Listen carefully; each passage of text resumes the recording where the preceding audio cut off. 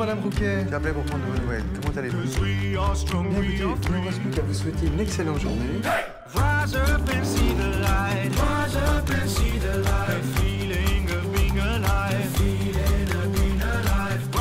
Le groupe Vive est un groupe mutualiste qui agit au quotidien pour la santé de plus de 11 millions de personnes. Groupe Vive, entrepreneur du mieux vivre.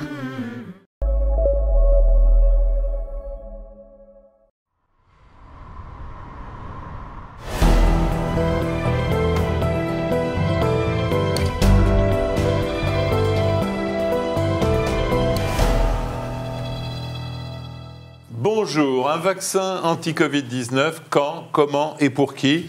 Eh bien, ces questions, le monde entier se les pose. Bien évidemment, tous les chercheurs et responsables de l'industrie pharmaceutique, tous les médecins qui savent que cette crise sanitaire tragique qui transforme l'économie mondiale en champ de ruines ne se terminera qu'avec l'arrivée d'un vaccin, mais aussi la plupart des 7 milliards d'individus qui peuplent notre monde et qui ont tout simplement peur, sans oublier ce qui est moins noble, tous les politiques qui voient là un moyen de reconquérir des électeurs. Nos invités sont aujourd'hui sur deux endroits du champ de bataille de cette guerre contre le virus. Le professeur Jean-Paul Stahl, bonjour. Bonjour. Vous êtes professeur d'infectiologie à Grenoble. Vous serez notre témoin du savoir sur cette pandémie qui ne cesse de progresser. Claire Roger, bonjour. Bonjour. Vous êtes présidente de la division vaccins du LEM, le syndicat d'industrie pharmaceutique. Vous représenterez ces dizaines de milliers de chercheurs, fabricants, distributeurs qui travaillent de façon incessante depuis que le challenge de mettre ce vaccin au point a été lancé. Il y a moins d'un an, rappelons-le. Alors, et puis à mes côtés, Nicolas, bonjour, Nicolas Leblanc. Bonjour Jean-François. Vous êtes spécialiste de santé publique et je vais vous laisser faire l'introduction. Écoutez, en guise d'introduction, question pour tous les deux, un vaccin avant la fin de l'année, est-ce bien raisonnable? C'est la communication géopolitique, la communication financière ou la communication médicale? Jean-Paul Stahl. Je crois qu'il y a une possibilité. Maintenant, prédire, je crois qu'on a assez prédit dans cette épidémie et à tort pour ne pas être catégorique, mais c'est possible. C'est possible. À la fin de l'année, c'est possible parce que d'abord, un certain nombre de recherches sont assez avancées, mais il reste à démontrer l'efficacité de ces vaccins qui sont en cours d'évaluation. Et puis, c'est possible parce que les agences, et en particulier l'agence européenne, a mis en place une procédure accélérée, on va dire ça comme ça, d'évaluation en continu des données qui lui sont apportées. C'est au lieu du dossier dans son ensemble qui est examiné à la fin. Donc, tout ça, ça permet de gagner un petit peu de temps. Donc, pourquoi pas? Pourquoi pas? Claire, votre avis? Ce que je peux dire, c'est que les labos que je représente font de leur mieux pour essayer d'aller au plus vite, mais c'est bien sûr le débat actuellement, sans mettre en cause la sécurité ou la qualité des produits.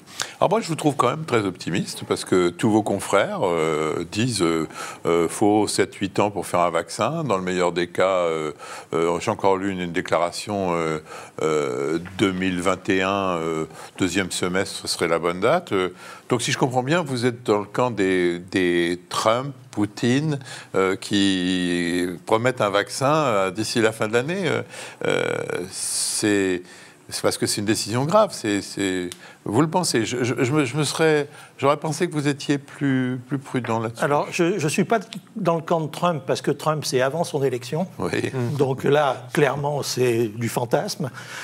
Non, il est possible qu'il y ait la démonstration d'efficacité avant la fin de l'année. Ça ne veut pas dire mise sur le marché. D'accord. Oui, mais attendez, moi, quand je dis avoir un vaccin d'ici la fin de l'année, c'est pas avoir l'hypothèse qu'un vaccin est en train de montrer qu'il peut protéger. Je suppose que ça, parce que tout le monde en est là. Vous êtes les principales équipes, vous en êtes là, de dire que la protection fonctionne. Les essais sont en cours, on attend encore des données. Mais il y a déjà des premières données qui disent que ça fonctionne. Alors justement, avant de rentrer dans parce qu'en fin de compte, émission aujourd'hui, en septembre, on va vite savoir, puisqu'on a dit d'ici la fin de l'année, on ne prend pas des paris dans 10 ans. Auparavant, Jean-Paul Stahl, que sait-on de l'immunité individuelle qui vont faire cette maladie, sa puissance, solidité? Je trouve qu'on n'en parle pas assez. On n'en parle pas assez parce que c'est encore en exploration, finalement. Ouais. Alors, ce qu'on sait, quand même, de façon presque certaine, c'est que dans les suites immédiates de la maladie, et donc on peut penser que dans les suites immédiates d'un vaccin, il y a une protection. Parce que le nombre de personnes qui ont été réinfectées, il y en a, mais très peu. Vraiment très très peu. Donc il semblerait quand même qu'il y a une immunité immédiate. Maintenant, combien de temps est-ce que cette immunité dure? Pour l'instant, on ne le sait pas. On ne le sait pas. On a juste l'exemple des autres coronavirus qui donnaient une immunité naturelle grossièrement autour de 2 ans. Mais ce n'est qu'une approche indirecte, et donc on ne sait pas. Donc si jamais il y avait un vaccin qui montrait une efficacité immédiate, encore faudrait-il se poser la question des rappels et des réinoculations. Puis se pose ici la question de combien de doses pour obtenir une immunité. Enfin bref, il y a plein de choses qui sont très importantes. Et encore plus, est-ce qu'un vaccin qui est montré dans une population saine, il marche aussi chez les personnes âgées qui sont les plus à risque, par exemple? Alors j'aimerais quand même qu'on dise un mot sur l'expérience d'immunisation collective des Suédois, parce qu'on a été en opposition avec leur stratégie. Donc je rappelle à ceux qui nous regardent qu'ils ont décidé de ne pas confiner, essayer d'avoir une immunité collective. Or, les chiffres sont extrêmement décevants. Ils n'ont que quelques pourcents de mieux que nous. Ça veut dire que ce n'est pas si évident que ça. Ah, c'est loin d'être évident. Je ne suis pas suédois et encore moins dirigeant politique suédois, mais je pense qu'ils ont fait le calcul économique contre le calcul santé. Ouais, bon, ce que d'autres pays ont fait aussi. C'est un débat qui arrive, mort biologique versus mort sociale. Mais quand même, le fait que de l'échec de cette immunisation collective, ce n'est pas une mauvaise nouvelle pour l'efficacité future du vaccin? Ah, pas du tout, parce que ça veut simplement dire que finalement peu de personnes ont été contaminées par le virus. Par contre, un vaccin, il peut être administrable à une population entière. Donc c'est totalement différent. Alors Claire, revenons aux entreprises. Aujourd'hui, comment ça se passe? Elles travaillent chacune dans leur coin, il y a des collaborations, tout est inédit depuis le début de cette épidémie. Où est-ce qu'on en est dans l'approche industrielle du développement de ces vaccins?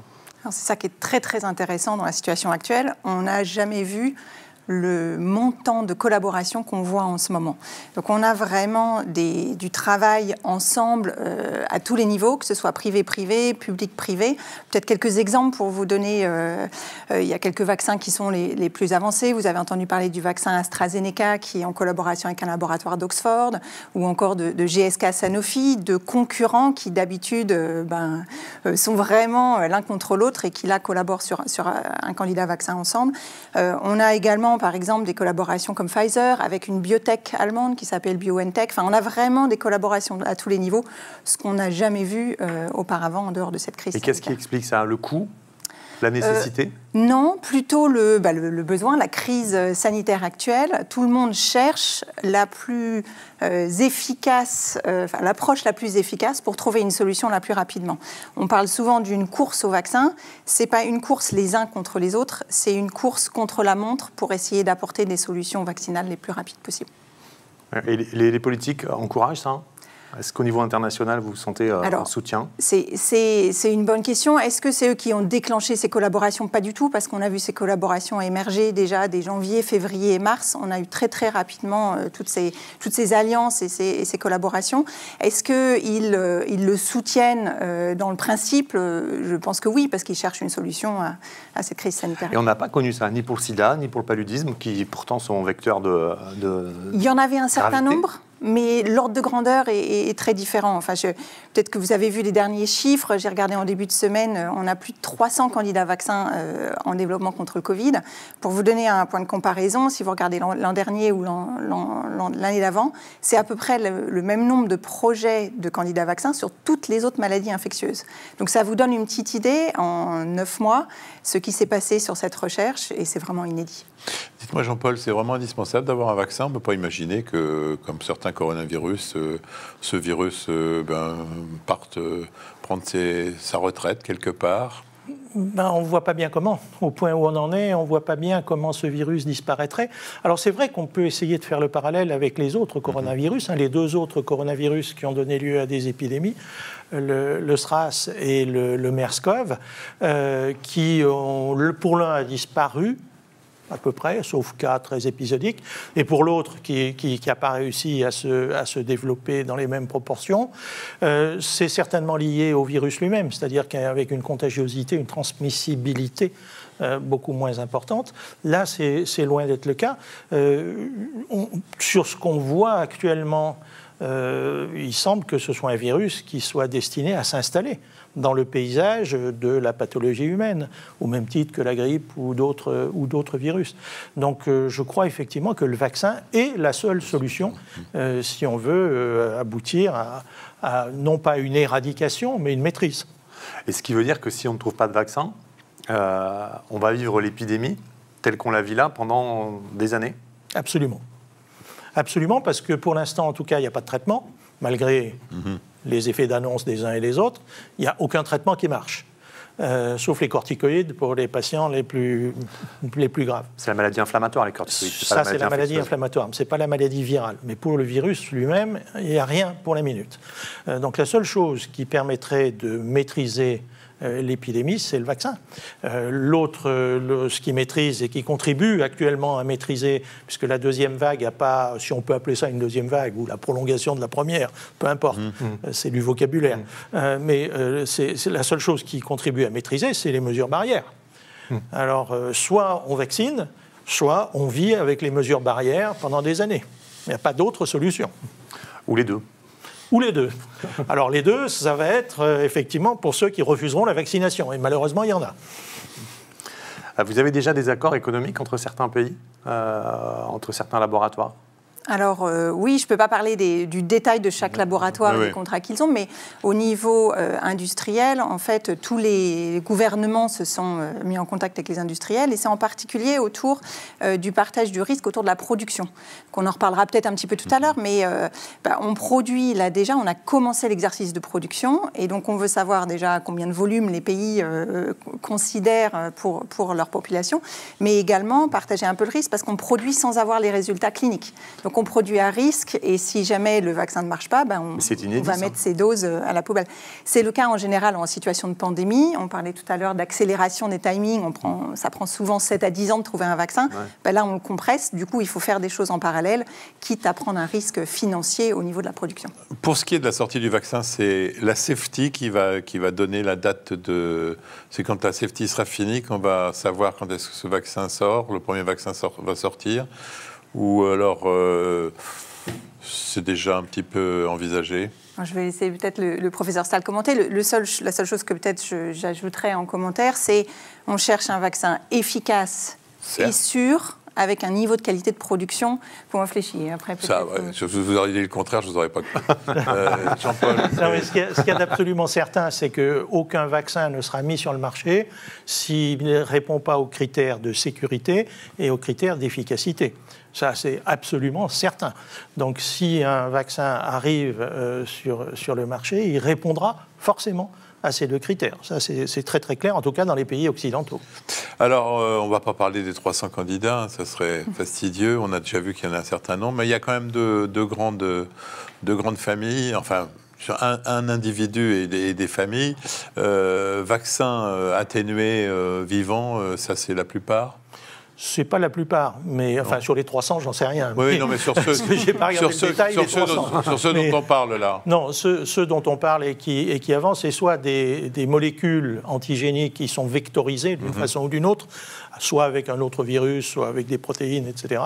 Soit c'est une transformation du virus existant.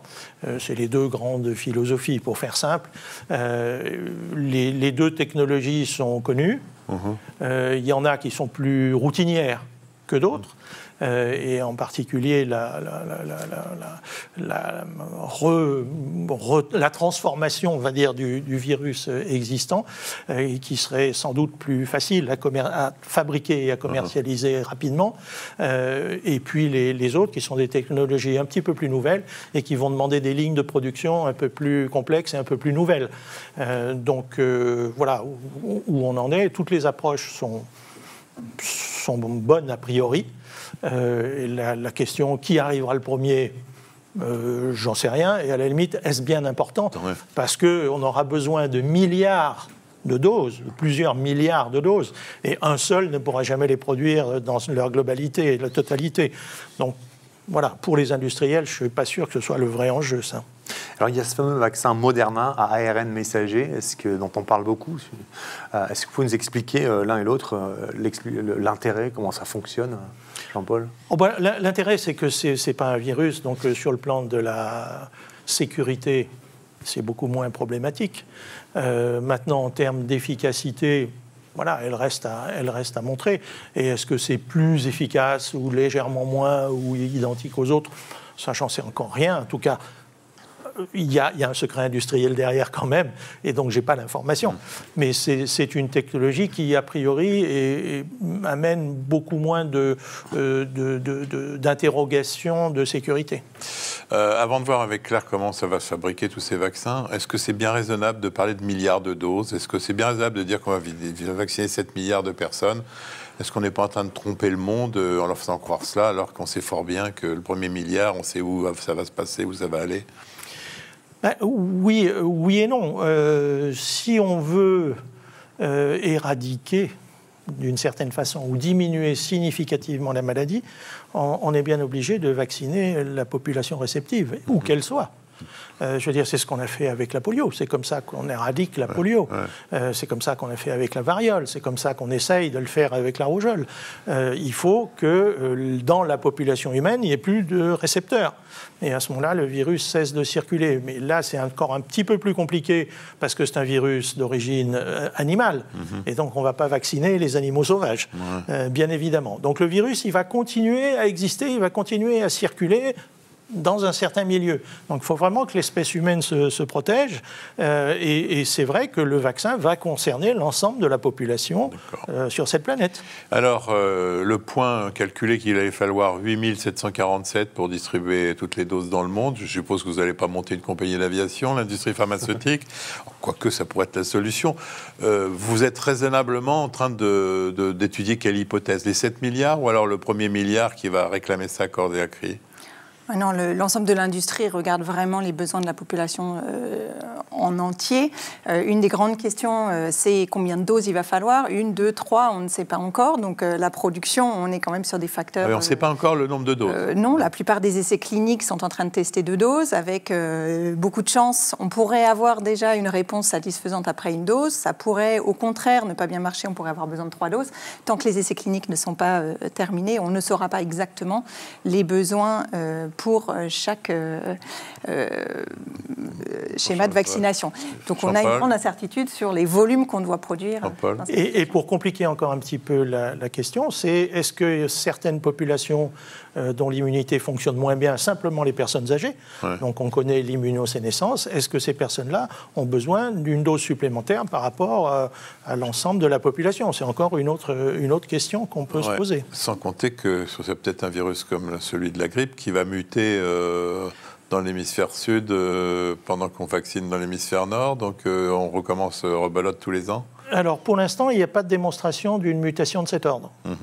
Maintenant, l'avenir, j'en sais rien, mais le virus grippal, s'il était similaire, il aurait déjà muté. On aurait déjà observé ces mutations. Pour l'instant, on ne les a pas observées.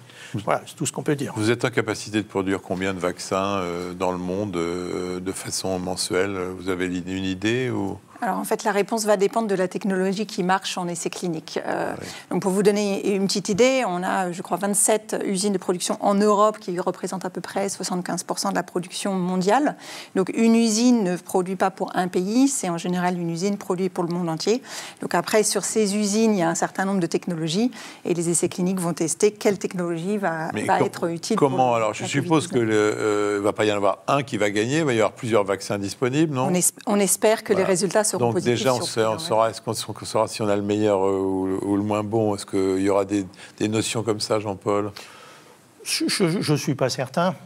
Sur ce qu'on connaît et le raisonnement qui préfigure tout ça, je pense que chacun a sa chance, avec des technologies différentes, mais sans doute des résultats qui, à l'arrivée, vont être assez similaires. J'ai l'impression que c'est plutôt ça. Donc en fait, il y aura, après, ça sera un choix qui sera fait en fonction de ceci, cela. Et il est possible que certains aient besoin de plus de rappels ou de doses que d'autres, j'en sais rien. Mais au global, je pense que le résultat sur le plan de l'immunité générale risque bien d'être assez similaire. A priori, on devrait préférer celui qui est le plus simple à faire, non? Ou est-ce que c'est pas comme ça que ça se passait? C'est possible, c'est pas certain. Ouais. C'est pas certain parce que effectivement, ça paraîtrait le plus ergonomique, mais il n'est pas certain parce qu'après ils vont rentrer en ligne de compte des problèmes de prix, des problèmes de quantité fabriquée, etc. Autant de paramètres qu'on ne connaît pas pour l'instant.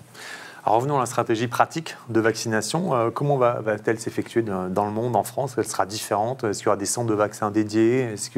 Qui va-t-on vacciner? Il y a plein de questions qui se posent sur cette stratégie vaccinale. Qu'est-ce qu'on en sait aujourd'hui? On va d'abord voir comment on va vacciner, après qui vacciner. Ce sera un chapitre important de cette émission. Comment vacciner j'en sais encore rien. Je sais qu'il y a des discussions qui sont en cours, en tout cas pour la France. Pour le reste du monde, j'en sais absolument rien. Ouais. Et puis d'autre part, ça va varier en fonction des pays qui vont vouloir garder leur souveraineté de ce côté-là. C'est la HAS qui décide en France? C'est pas forcément la HAS. Il y a toute une réflexion globale qui comprend la HAS, évidemment, mais aussi Santé publique France. Et puis après, c'est une décision politique. Ça va mettre du temps. Ça va mettre du temps pour pouvoir organiser tout ça. Ça aussi, dans le paramètre de déploiement. Organiser, ça dépend, parce que les médecins sont habitués à vacciner. Donc il suffit de leur mettre à disposition du vaccin, éventuellement par un circuit normal, pour qu'ils vaccinent. Donc ça ne m'inquiète pas. Je ne crois pas qu'on refera les gymnases vaccinodromes de la grippe pandémique. Je ne crois pas qu'on refera ça. Maintenant, après, il va y avoir effectivement une stratégie qui va dépendre de la quantité de vaccins disponibles. S'il y en a peu ou s'il y en a beaucoup.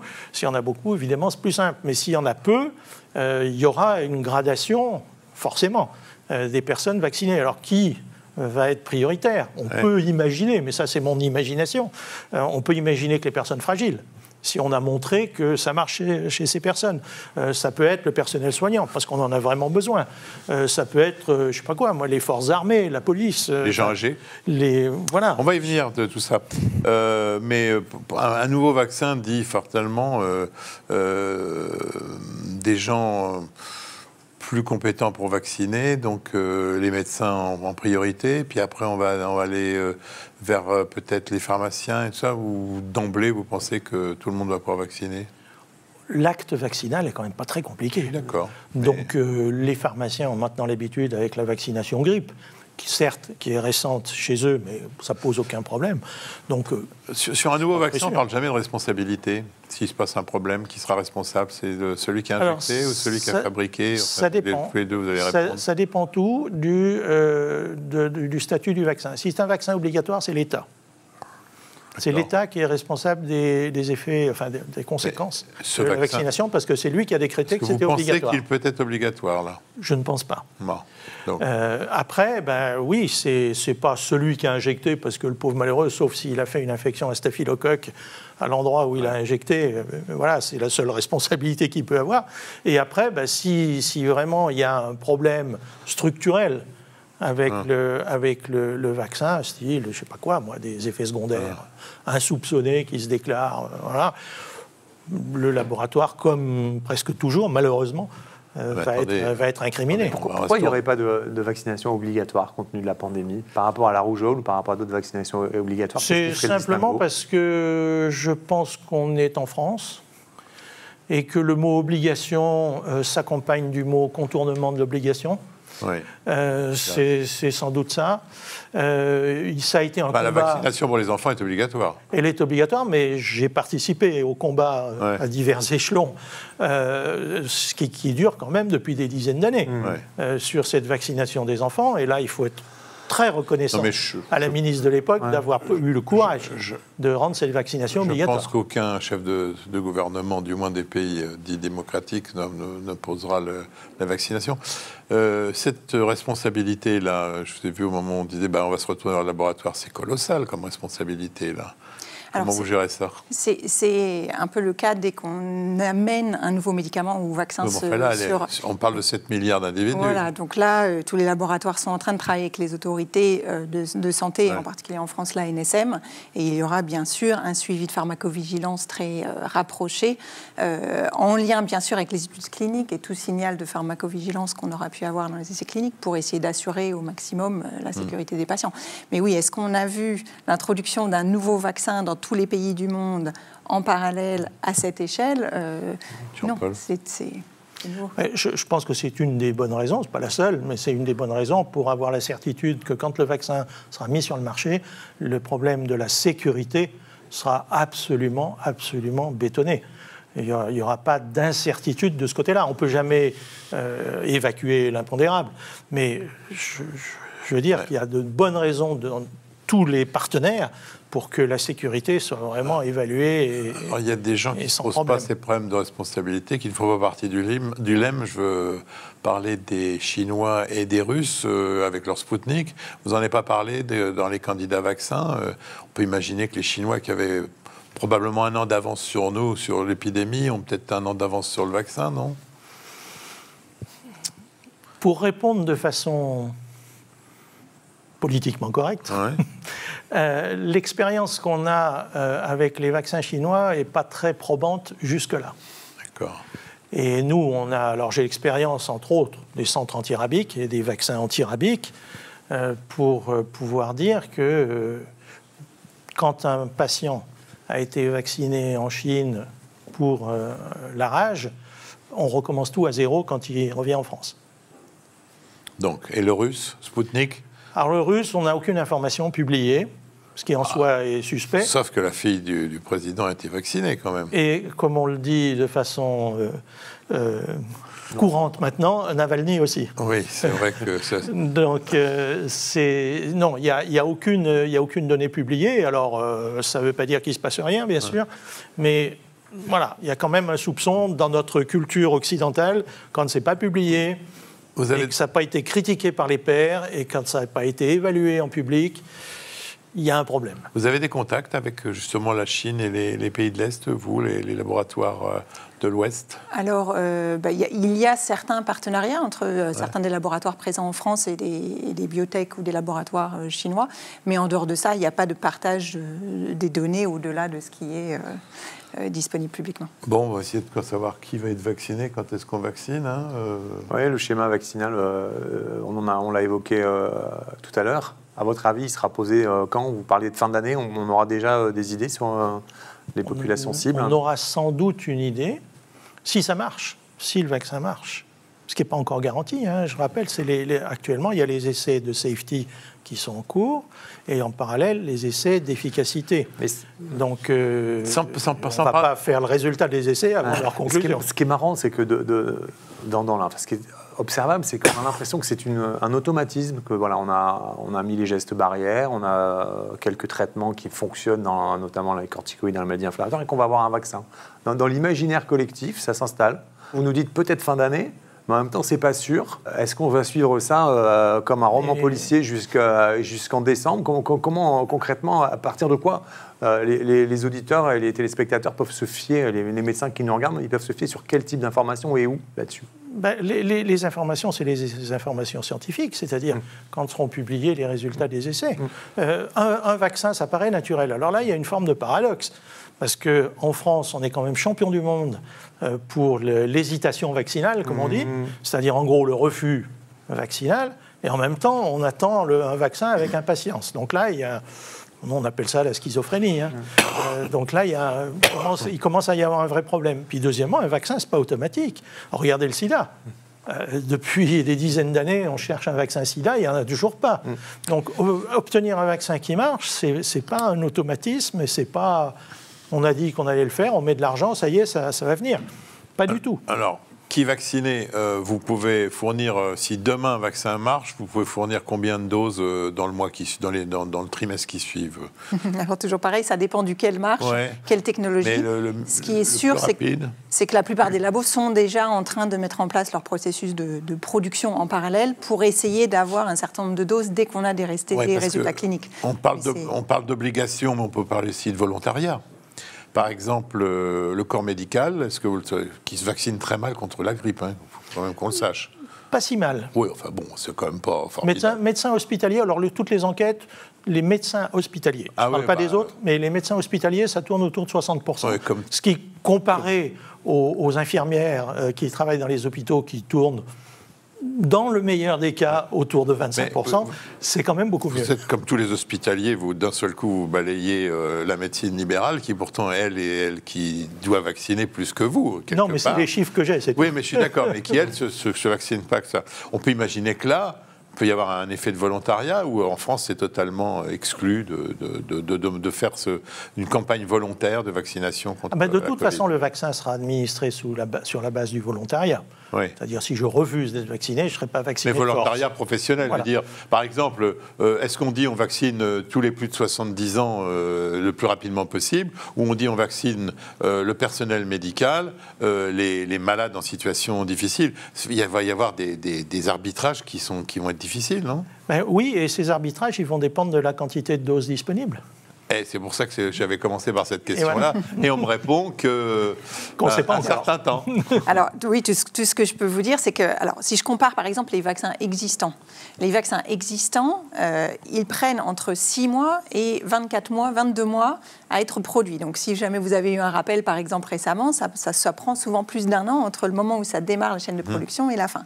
Donc, pour le Covid, on va bien sûr essayer de faire au plus vite, mais on ne peut pas accélérer la production.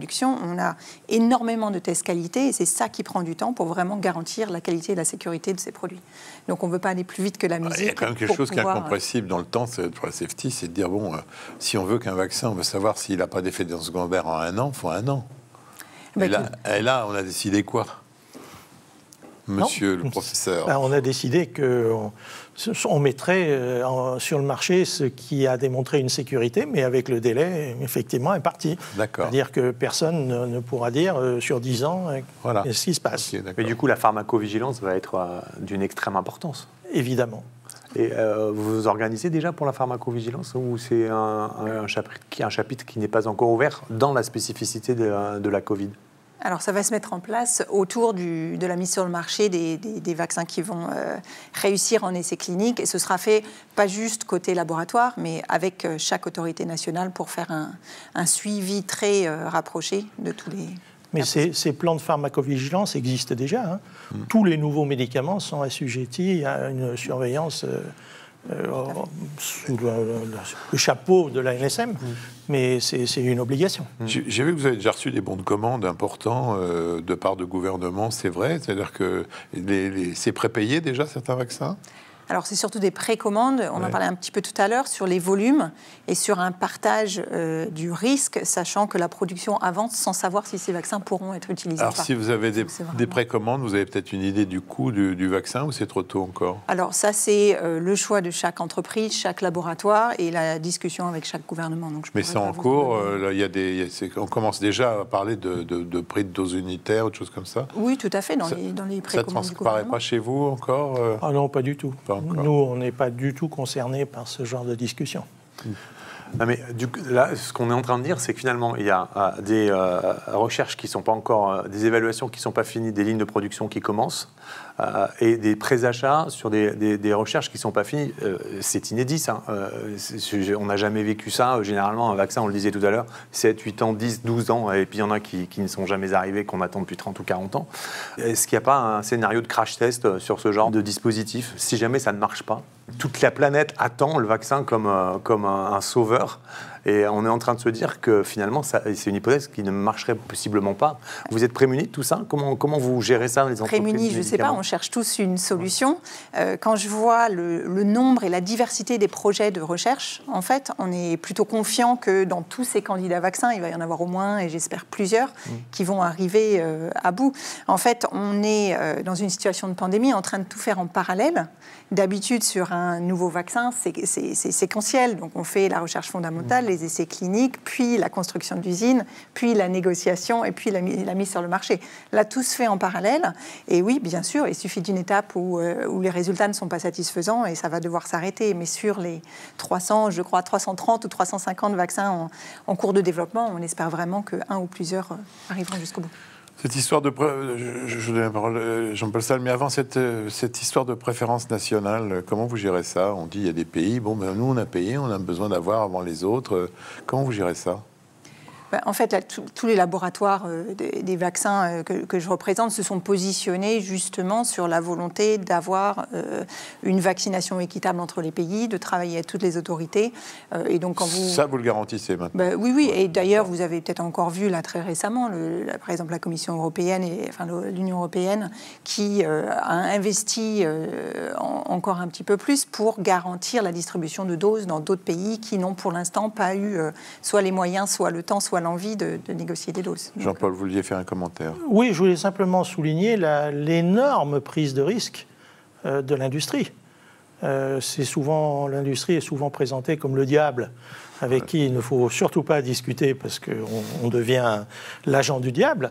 C'est quand même la démonstration que là, il y a une prise de risque immense, énorme, et pour le bien commun. Alors évidemment que derrière, les industriels, si ça marche, vont gagner de l'argent, c'est une évidence. Mais je crois qu'il faut vraiment souligner ça. C'est extrêmement important de le dire. Bon, je suis extrêmement déçu qu'on arrive à la fin de cette émission alors que le débat est passionnant et qu'on a oublié de parler de plein de choses, des autres vaccins. Je ne voudrais quand même pas qu'on ne se quitte pas avant de parler de la grippe, vaccination contre la grippe. Alors la vaccination contre la grippe, elle nous pose un problème.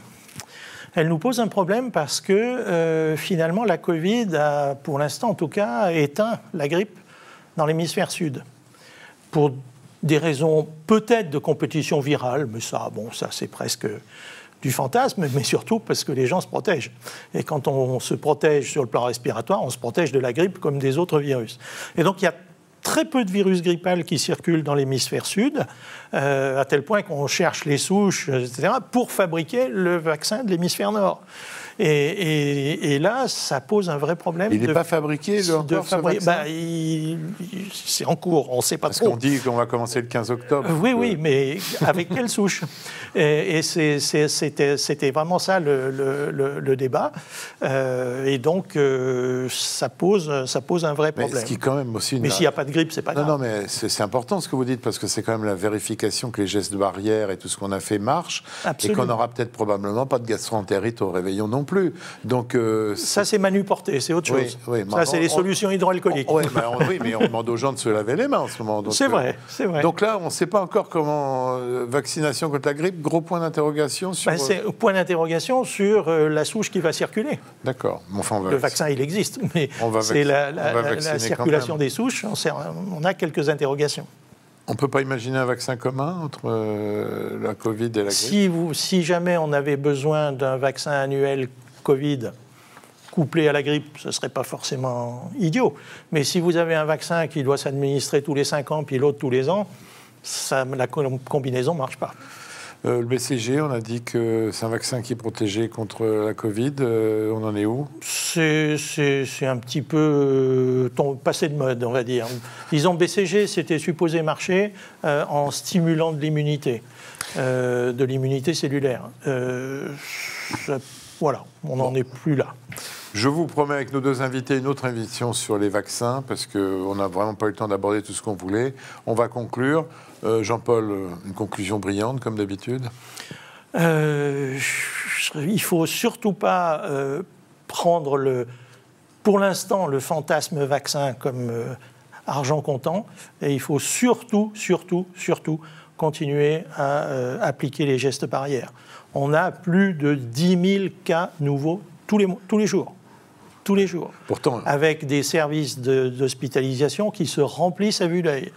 Donc l'urgence, c'est pas le vaccin, même si on a dit qu'il était fondamental pour l'avenir, mais l'urgence aujourd'hui, c'est se protéger et protéger les autres. Claire, une certaine fierté, alors que votre industrie, comme le disait Jean-Paul, est souvent très très décriée. Fierté, je ne sais pas si c'est le mot. En tout cas, ce qu'on a envie de faire en ce moment, c'est d'avoir cette opportunité pendant cette épidémie et cette crise sanitaire, de faire un petit peu de pédagogie, d'expliquer comment les vaccins sont mis au point et produits pour, j'espère, contribuer à l'hésitation vaccinale dont on parlait tout à l'heure. Et l'autre élément surtout, c'est que tous les labos espèrent faire partie de la solution pour trouver une sortie à cette épidémie. Nicolas, vous qui avez le bon sens de l'homme de santé publique. Il y a deux choses qui me frappent. La première, c'est que on est face à une situation inédite, vous en avez expliqué les caractéristiques, c'est quelque chose, c'est un truc de fou en fait. On est en train de vivre d'un point de vue industriel et la recherche des choses assez incroyables. Et la deuxième chose, c'est qu'il ne faut pas oublier qu'il n'y a que 2 maladies qui ont disparu. Et très récemment pour la dernière, c'est la variole et la poliomyélite, et que c'est pas parce qu'on aura un vaccin que la maladie va disparaître a priori, et qu'il faudra toujours conjuguer des politiques de prévention vaccinale si elles émergent avec les gestes barrières. Et c'est ce qui fait que certains pays d'Asie notamment avaient adopté les gestes barrières bien avant nous pour endiguer leurs épidémies et la force de leurs épidémies.